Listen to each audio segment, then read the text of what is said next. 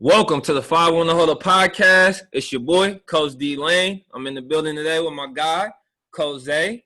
And we got a special guest today from Laney College and a Last Chance U alum, RJ Stern. RJ, how you doing today, kid? I'm great, man. I'm on your show, man. How y'all doing? Hey, we feeling good. We're great. We feel grateful to have you on the show, man. How you feeling, Zay? I'm feeling great, man. Long day. Happy RJ took some time out to chop it up with us. Where you at right now, RJ? I'm still in Berkeley, man. Stuff didn't work out over where I was at, so I came home. Oh, yeah. Okay. I mean, we could dive right into that. So what's going on right now with your next school, and where's your head at with that? As far as let me just say this. So since the show's dropped, I've been in touch with almost a dozen schools at the Division I level. But as of where am I going to be playing ball next? It's kind of up in the air just because everything that's going on with the Pac-12, the Mountain West, the ACC, the SEC, the Big 10, Big 12, all these big conferences. No one knows if we're playing ball yet, and so schools are kind of just waiting to see what's going to happen. And so I think that's why I'm not going to get an offer just yet or an opportunity to walk on somewhere. So I'm just playing the waiting game, bro. I'm just taking it a day at a time, continuing to work and. Yeah, man. So we'll see. We'll see. I have a question that I don't know if you know the answer to. Let's say only half the conferences are playing this season, right? Let's just say it's the three, ACC, Big 12, SEC. That's it, right? Right. Will that pause someone like you, your clock? How's the NCAA going to do that? Are they pausing clocks? That's a tricky situation.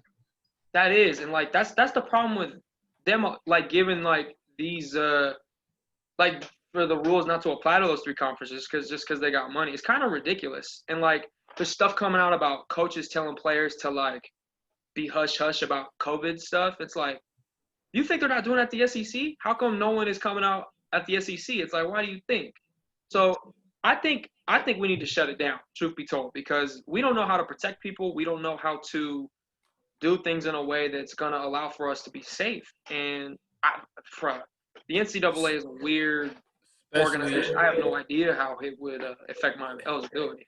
Yeah, especially for our particular sport, because I don't know if you guys have been paying attention to the bubble, but it looks successful. It looks like it's working out because of the procedures and the safety. They're being they're taking the safety steps to make sure everybody's staying healthy and not getting sick. Football, I just feel like it's a lot more contact. Damn near on every play, you're hitting somebody. Yeah. It's body contact, sweat. The whole nine. I see it being real difficult for football to get underway. And if you also been paying attention to the MLB, they've been canceling games left and right, trying to have a season, but canceling games left and right because of positive COVID tests. Yeah, and that's so telling because baseball is not contact sports. They're already socially distanced. Exactly. And they can't even keep those guys healthy. So it's you want us to play football? Yeah. Didn't even think about that. You're right about that one, RJ. Let's piggyback a little bit, RJ. We jumped right there. Let's piggyback to how'd you get into football, man? I know you say you started or you did high school ball at De Anza. How'd you get introduced to football? And let's talk about your high school career. Man, okay, so I got into football just one day I was in the 6th grade and they were playing pickup football, and I was like, all right, I'm gonna go play. And I was just I had long hair. I used to ride bikes and stuff. Used to wear my hat backwards all the time. So they look at me and they're like, all right, but I get the ball, man. I start running around. They're like, oh, okay. They're like, damn. And that's when I kind of realized, okay, maybe there's something here. But then, a year goes by. I'm in the 7th grade. Nothing happens. And then 8th grade, I made a big push to, I just got really into football. We had just moved back to the Bay Area, and I was super, upset because lost all my friends. I was, wasn't going to know nobody. And so I started trying to find stuff to do, and I got really into football. And I started watching Randy Moss, Chris Carter, Adrian Peterson, all these dudes, all these Vikings players, if you will. And I was just like, man, bro, I feel like I could do some of that stuff. And so before you know it, I'm practicing throwing the ball and catching it. And then eventually I convinced my mom to sign me up for the Richmond Eagles. Shout out to Coach Ray over there in the 8th grade. And it took off from there. And I was a lot more physically talented than a lot of dudes out there, even though they were better players than I was at the time. But I just felt like there was something there. And then we got through high school, and I was just a jack of all trades, master of none kind of guy. I literally played every position. My freshman year, I played running back, defensive end, safety, corner, and middle linebacker. Like I had crazy stuff I was doing. Were you in talks? Were you in talks for QB4 or no? I was. Okay. I was, man. In high school, I started playing a little quarterback. My first throw as a high school quarterback was a 75-yard touchdown. Yeah, I remember this play like it happened yesterday, bro. We're in a double set. I get the ball. We have double smash concepts, right? I roll left, nothing there. Then I roll back, right? I break this dude's ankles, and then I got 3 dudes coming like straight at me, and I find my boy Rico, who's at San Jose State right now. Find him late. I toss it up to him, touchdown. He's gone. And I was like, bro, I ran down there. I was like, oh, I thought I was Johnny Manziel, man. Yeah. But so the high school career, I remember you was telling me off camera a little bit. It was plagued by a few injuries. How have you? And a little bit in college as well. How have you shaped your mental makeup to get past that? Because I know sometimes a lot of guys can get down on themselves or want to even quit playing altogether. How have you been able to keep pushing through all the adversities? I mean, so like for me, I've had a chip on my shoulder my whole life, and people have called me soft. People have called me, just everything you could think of. That's just what happens. Like my junior year of high school, I broke my ankle. I snapped it. I kept playing on it. I would tape it up. I would pop some painkillers, and I would go. But people were just like, "Why isn't he playing? Like he walking on it?" And like, you know what I mean? It was just a weird culture of that stuff. But I used that sort of stigma to be like, bro, I don't want to go out like that.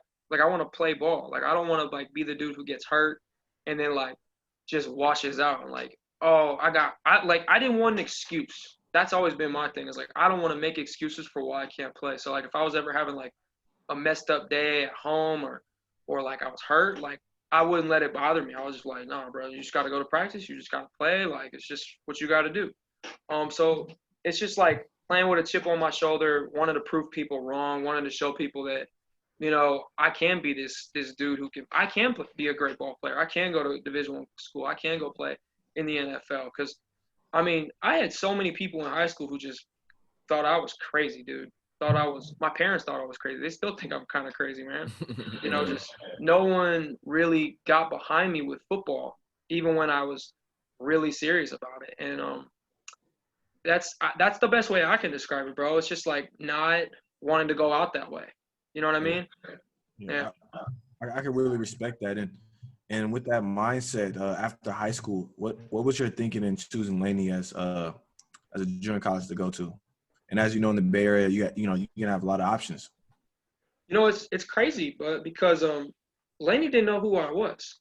No one did. I had no college interest. No, I didn't have JUCO interest. And my first choice was actually Contra Costa. And I don't know if you know anything about them, but all right, yeah, I don't even gotta say nothing. We do, Zay. Don't say we don't. We do. We had Coach Pat. We had that. Was Coach Pat the head coach that was there when you was trying to go there? Coach Pat Henderson. Zoe was, but Pat was there. Oh, Zoe was still there. Okay, Pat. Yeah. We had Pat on the show. I like Pat. Pat's cool. He's not even there no more though. Shout out to Coach Pat Henderson, man. He's at is it Southern Utah? Yes, Southern Utah now. He moved up the ranks, man. Shout out to that brother. I've been around the Contra Costa program since around 2014. That's why I had no comment. I know what Coach P did, but he's not there anymore. So gotcha. Yeah. No, man, it's like good dudes there. Guys who clearly care about football, but no teammates that care about football. Everybody was it just reminded me of high school. And I was literally on campus with everyone I went to high school with. And I was just like, bruh, like, I need to get out of here. Yeah. I'm not going to change. I'm not going to grow. I'm not going to get better. Like, these people just lie to me. Like, I know I'm not this good at football yet. Like, but all these people over here just dick riding me. Pardon my language. I don't know if you guys trip off. No, you good, man. Be raw and uncut. But I definitely appreciate that because that was one of the reasons why I didn't want to go to Contra Costa. It wasn't really on my list. I thought about it. And you said Coach Zoe was there when you was there? Yes, sir. Coach Zoe. So Coach Zoe was the head coach when we was playing too as well, right, Zay? Mm-hmm. Yeah, because he went from Berkeley out of Contra Costa. Okay. Man, anyway, let's transition from that part. My bad. I lost my train of thought. You all good. But as far as a receiver, go ahead, Zay. No, he's telling the journey. So, you didn't want to go to Contra Costa's, same place, need to grow, get out of Richmond, and so you decided to just head over to Laney. Yeah, man, and it just made sense, Like I live in Berkeley. I'm a 20-minute walk from the BART station. Laney's at Lake Merritt. It just made sense, and so I got in contact with Coach Ramos. He was like, you know how I don't know if y'all met Coach Ramos. Was like, yeah, meetings 1:00, Laney College, in the field house. That's how he talks. Hey, okay. RJ, you got lucky because Ramos, when I was at Laney, Ramos was the receivers coach. I heard, bro. Yeah, so can you imagine him being your coach, your position? Hell no. Ramos was, man. Yeah, man. But I got there. No one knew. He didn't remember my name, I don't think. But I went there and I showed up for the meeting. I paid attention. I talked to Coach Beam. I got one classes, and then that same day they were running one-on-ones, and I was like, okay, let's go. And the dudes who were out there were really trying to get some work. Like those are the dudes like my boy Chris Brown. He's at Arkansas Pine Bluff, I believe, and he's a big dude. He's 6'5". I want to say he's about 230. Plays defensive end, great player. But I was working stuff out of the slot, and I was going one-on-ones with him. Mind you, I'm like 170 pounds, but pretty early on, like people were like taking notice that like, I can play ball. I can run routes. I can it don't matter how big you are. I'm gonna move you. I'm gonna get around you. I'm gonna do something. And that was like kind of the beginning of it because people started talking about me and like, but I mean, I don't like, bro. It was tough because Beam did not. He didn't want to give me an opportunity. I was gonna be a special teams guy to him. That's what I was told. RJ, I want to know what do you listen to pregame, man? Because I just want to know because you said something that's kind of key to your player makeup. I think on Last Chance U, I don't know if you remember saying it. It was on episode 1, and you were just like, man, sometimes I just don't know what I got, or sometimes I got a lot just going on in my head during the game. I think you're a hell of a player, RJ. Like I feel like if you just cleared up the mental sometimes, bro, like and just became like a little more consistent. You got it, bro. Like the way you move, I seen it the first game in Modesto when you caught the touchdown. I asked Rob on the sideline, like, because they was telling me about Dior, but I was like, well, who's that? I was like, shit, he look like he got some juice to him. You feel me? Yeah, man. Just I feel like if you clear that part of it, RJ, bro, you take that next step and develop in your game for sure. Appreciate you, man. Yeah, for real. No, I've heard that before too, and it's like I agree with you. I definitely need to be more consistent. But it's weird for me because, like, I don't know, man. Like, I didn't drop a ball. Like, if you really watch the film, like I ran good routes. I know what RJ's saying. I want to speak kind of from the receiver standpoint. I played receiver as well. For sure. Let's hear it, Zay. Let's hear it. I love how you broke down every ball thrown to you at Laney. I don't want to talk about me too much, but to this day, I know how many passes I was throwing in JUCO. I played with 9 quarterbacks in 2 years at my junior college. I was throwing 43 passes. I caught 38. I didn't have one drop in JUCO, right? I watched the receiver my team had in one season had 38 catches, 84 balls thrown to him. And so as a receiver, when you stay consistent, you're like, well, if you throw me, 15 balls through the season and I catch 10, am I inconsistent? But if I threw 50, you threw me 50 and I caught 40, right? And a receiver I believe that you're like a scorer in basketball when you're a receiver, right? You need your shots. You need, they said average receiver might only get 4 passes thrown to him a game. So to really show your worth, you need at least, 7 to 8, right? Yeah, for sure. And for you, when I watched you play, it wasn't to me, I didn't see inconsistent. I just seen someone that needs more opportunities. Because if you're getting, you're going to touch the ball 10 times a game, you're not going to be anxious on the second throw because you're going to get 8 more regardless. If you're getting 4, you're like, well, shit, that third one, if I fuck up this third one, I might not touch the rest of the game. That's it. Am I like on the page with what you're coming from with that? 100%, bro. Like for real. Like, and like in the show, like you hear me voicing my frustrations, and like that's all it was. It's like I had 162 all-purpose yards against Modesto. I had 5 catches for 109 yards and a touchdown. Okay. On the season, I had 23 grabs, 4 touchdowns, 375 yards. If you double that, I now have I have a little over 700. Actually, no, like 800, right? I'm terrible at math, bro. Football players aren't good at math. I'm sorry. Okay, I have over 800. Let's not put that out there. Yes, we are. Let's not put that. We're smart. There we go. We're smart, but I hate math. Yeah, I bro. hate math. I don't know how I passed it, bro. but I would have had over 800 yards receiving, 8 touchdowns, and then 46 grabs. Like if you double my touches, like my production was like I was productive for someone who did not get the ball. I caught 23 balls out of 25.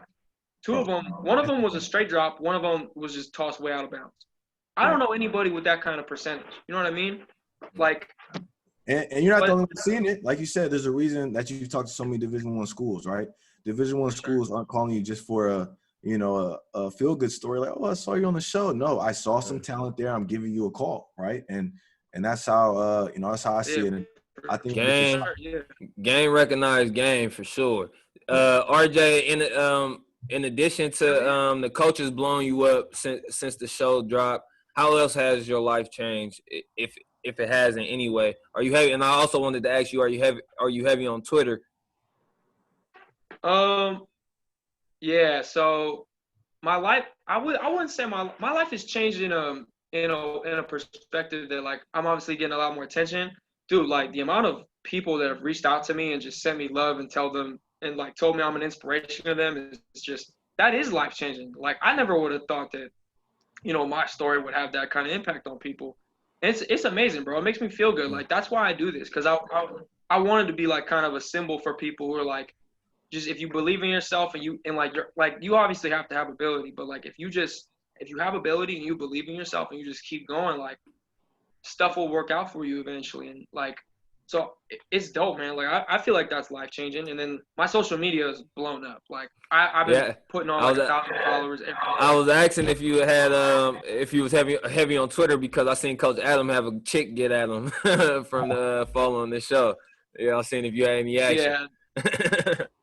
I mean, not on Twitter. Okay. I got a girl, bro. I don't want to.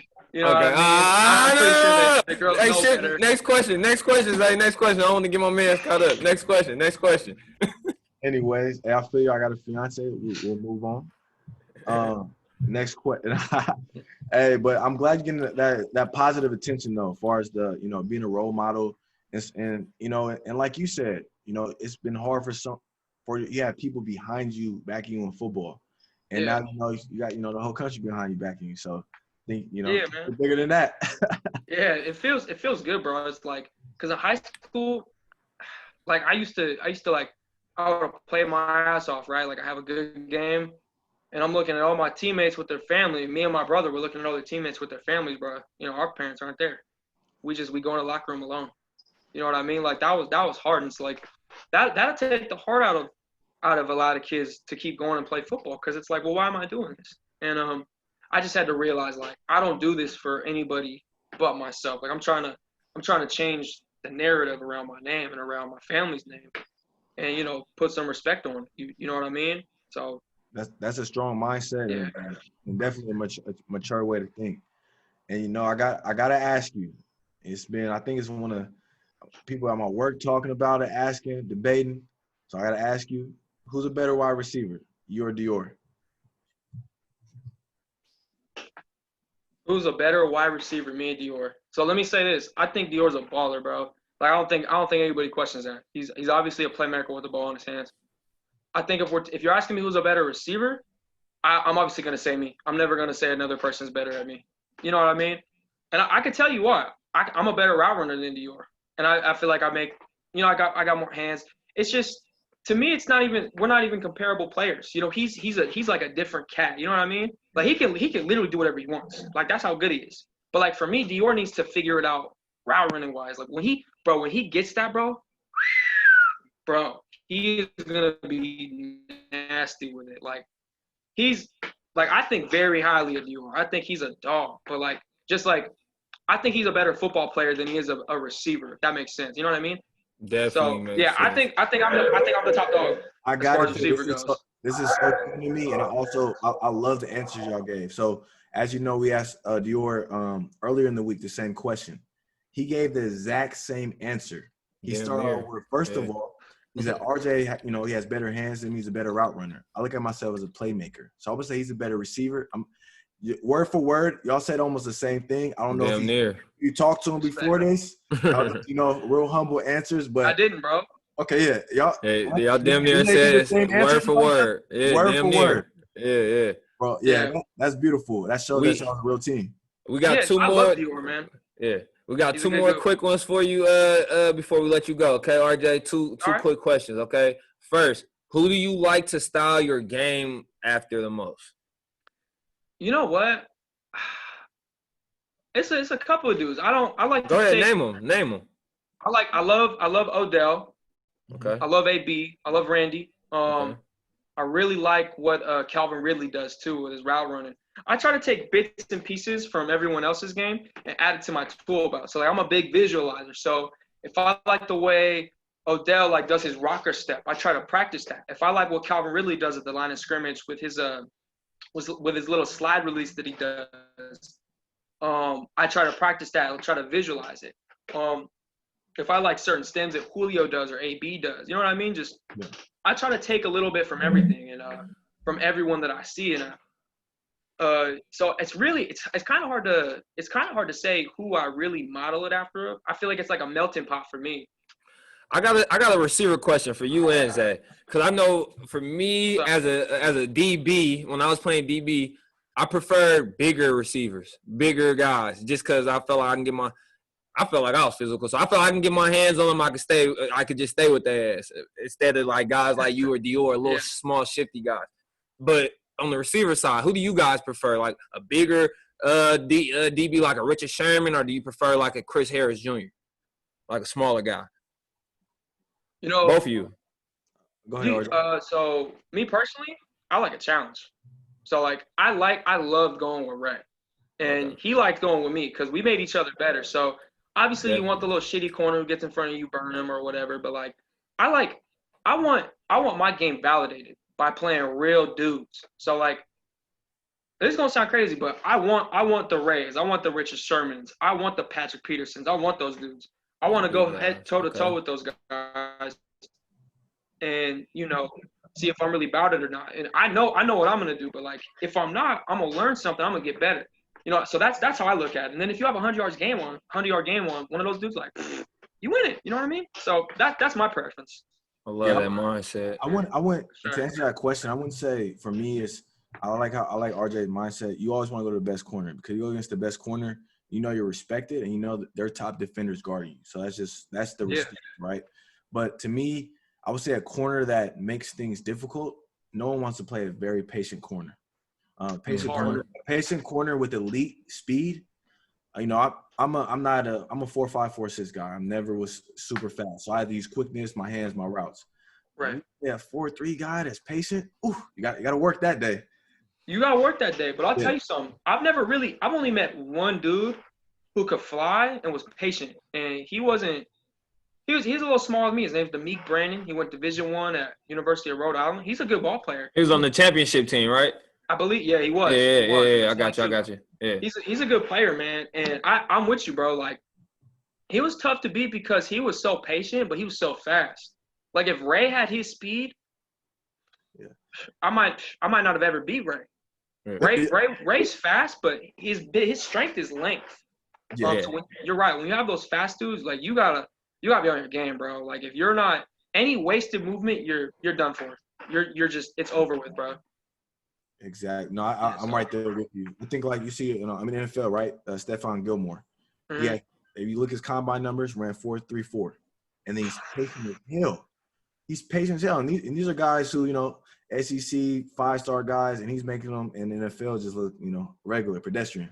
If Ray could get that fast, he would be just like Stephon Gilmore. I'm not kidding. And I think he can because speed is something you can always keep developing if you have that frame. Sure. Right? He has the legs. He can always keep getting faster. Most definitely. I agree with you 100%. Yeah. And so, or go ahead, Zay. No, I want to know who's your top 5 receivers in NFL for you personally. If you just like who's the best or like who right now, your top 5 right now. Your top 5. Who you want to give validation to? Julio got it. He number 1. Okay. I love D-Hop. D-Hop he don't get enough credit, I think. And like it's not even that he's like just the most well-rounded route runner or anything. He can just do bro, exactly. He just does it. And he gets it done, bro. Definitely. You can't leave Michael Thomas out of the equation. Come on, can't guard anybody Mike. who can run that same route against everybody and win and break the record, like people, that's what frustrates me is like people don't understand how good you have to be to just run that slant route so many times and win. Mm-hmm. That is elite. So those three right there, and then I love Stephon Diggs and Adam Thielen. They're tied for 4. I think those dudes are special, especially like route running wise and like Diggs. just catching the Diggs is one of ball. my favorites with releases and route running for sure. Diggs and Tay Adams, they're one of my favorites. I was gonna say Tay Adams is my 5th. Okay. We had Kevin King on about 2 weeks ago, and he said, "I don't care what no one says, Devontae is the best in the league." Yep. And so I played with his brother, Trevor. Okay, let's go. Yeah. Oh, Yeah, he was on that championship team too. Yep. Little Trev. Yeah, that's cool. But yeah, I love that top 5 right there. I can't argue that top 3. When it comes to route running, and I know you're a true receiver and you're true to your craft. Do you ever look into guys like Keenan Allen? I can't believe I left Keenan Allen out. I would just say I'm a little older than you, so I looked at guys like Michael Crabtree and Keenan Allen because they were in college when I was in high school, like a young guy. So I haven't heard you mention Keenan. I know you're watching. Keenan's number 6 for me. And like, look, at that point, I think I'm gonna say this: Keenan Allen as a route runner, because you asked me who are my top receivers. Yeah, no, this is completely different. This is different. As a route runner, Keenan Allen might be 1. Yeah. That dude, that cat just does different stuff. Like you cannot. He literally like he's everything I want to be right now, bro. Like I want to be that good with my routes. Like he was nasty at Cal. He was nasty at Cal. Yeah, he was. He's a dog. He might have it as the best route runner in the league. Like, no cap. And isn't it crazy? They picked Cordell Patterson as the first receiver in the draft and picked my boy Keenan Allen in the 3rd round. And Cordell's a kick returner. Yeah, I mean, he making money. Yeah. Hey, oh, hey, you can't have anyone that wear that shirt every weekend. But, so, RJ, go ahead, Zach. I was going to say, last thing, a receiver that you remind me of, and I don't know if you watch him too much, is Tyler Lockett. Just because you guys have similar size and just always find ways to get open. He's not a big name guy because he's in Seattle, but he produces every year. He's a dog too. Yeah, Tyler, nice. Yeah, and I just feel, as far as similar size, just to find ways to always be open. I feel you guys are very similar to that. You're the second person to give me that comparison, man. So I appreciate that. He's a dog. I love Tyler Lockett. And he returns kicks, too. He was really special at returning kicks. So I definitely see that. Yeah, I see the body control that y'all both have, and that's the unique part. Yeah, bro. That's the biggest thing playing receiver is obviously catch the ball, but body control, bro. If you don't have body control, you don't have anything. Hey, you're the first receiver we've had on, so we had my boy Rock on as well. We had Dior too. Dior was on, Dior, but like you said, Dior's a playmaker. Yeah, true. Me and RJ, we geeking it out right now. With the what about Ocho then? I know y'all like Ocho. He said Ocho, yeah. His body control, that catch he had on the sideline. Yeah. We gave the book. But he looked like he was like in a straight line, bro. I ain't never seen no shit like that. That one catch, we all know what catch I'm talking about. Like it was like, oh my god, it was masterful. Ocho Cinco, I compare guys like Odell to Ocho Cinco. Like those dudes were just so athletic, they can do whatever they want.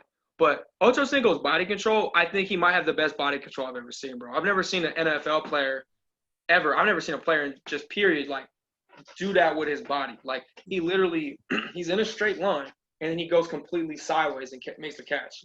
Yeah, on the tippy toes. The Florida guys got a similar style. I say AB's the only other person I've seen with close to the same body control as Chad. I agree. Yeah, AB, Tony Toe Tap, only person. Yeah, for sure. AB's. Them South Florida guys all have a similar game. I would have put AB as the number 1 receiver if he were playing right now, because he might go down if he plays again as the best receiver to ever do it. He's ridiculous. I mean, not even Jerry Rice has had a 6-year stretch as AB had, so that's like, But RJ, before we let you go, man, I stole this question right here from my guy Steven Jackson, man, from his pod. I'm gonna start asking all our guests this question, man. Okay. We need you to do us a favor. We need you to give us a live here, okay, RJ? Okay. It could be anybody, not from your team, but who should we have next on our pod? And if you personally know the person, can you please give us the live? Yeah, I got a couple of guys. I really want you guys to maybe talk to like a Quante Morris or he was on my team. He's our tight end, halfback, fullback hybrid. I would love that. I would love that. We haven't had that position. Can you lock us in with him? He played with you at Laney? Yeah, he's my boy. That's my Hell, boy. like- Text him right now and say the 5-1 huddle wants to have you Awesome. on Mr. Vince. I got you. I'll do Please. it right now, bro. Yeah. We never had that position on the show. Tight end, that hybrid F player. I know exactly what you're talking about. Bro. We need that guy. So what should I say? Hey, bro. Hey, you can give him my number, RJ, or just let him know we want to check him out, all right? I got you, bro. Yeah. Hey, man, we appreciate you, RJ, so much, man, for joining the show. You stay safe, love, bro. brother, and keep sticking to the grind, man. Know everything going to work itself out, all right? For sure, man. Thank you for having me, guys. It was a pleasure. Great to have you, bro. We're all rooting for you and can't wait to see what you do at the next level. Appreciate y'all, man. Maybe y'all come back on sometime. Y'all just let me know. Oh, yeah. Have a good one. We have to get the RJ career update. Come on now. Yeah. When you sign, we're going to holler at you. It's good. Just let me know. All right, RJ. Have a good one, man. Y'all too, man. Appreciate y'all. All right, take care.